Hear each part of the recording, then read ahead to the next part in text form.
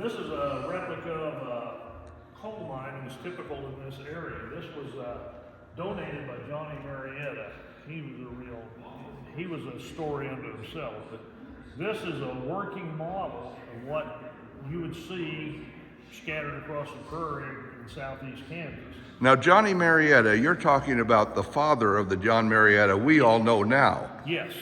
He's the patriarch.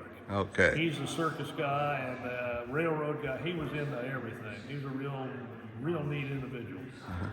But this would set on top of the ground, and you can see all the cables and things that go down. The cage is down here. This would go down into the mine, where the working areas, where the miners would bring the coal to this area, and it'd be hoisted up to the top, and it would be dumped right here in this hopper where they'd be weighed.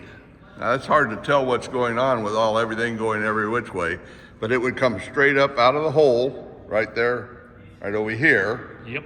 And it'd come right out of that hole and be pulled right up here. Right to the top. Right to the top, and then dumped. Went into this hopper is where it'd go. It'd be weighed, and the miner would be paid for whatever coal that he mined.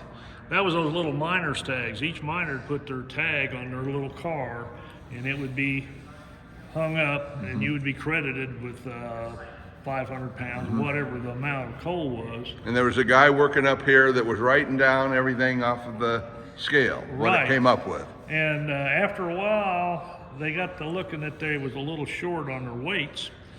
So the miners came up with a check weighman.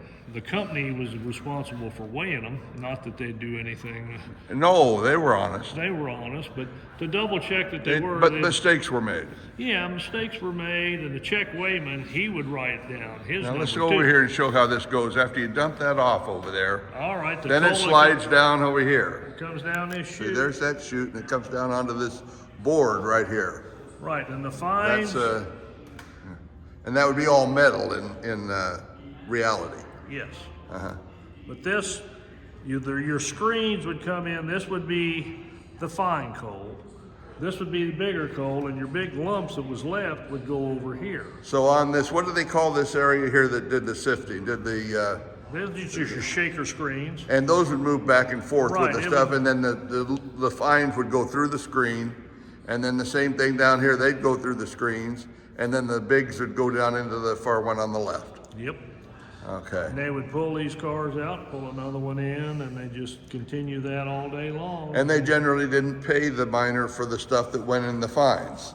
Well, they had it set up that they just, it was quite a deal. You need to get into the deep mine regulations and stuff and see how. Yeah, they changed that after a while. They agreed to pay for everything after a while. Well, there was a lot of work stoppages related. But this is a working model here.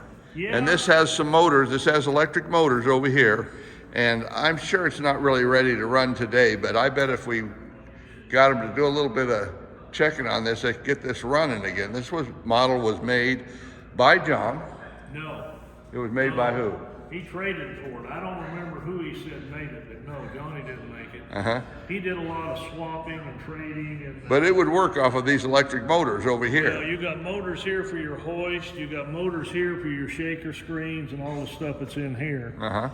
But you can see the mule down here.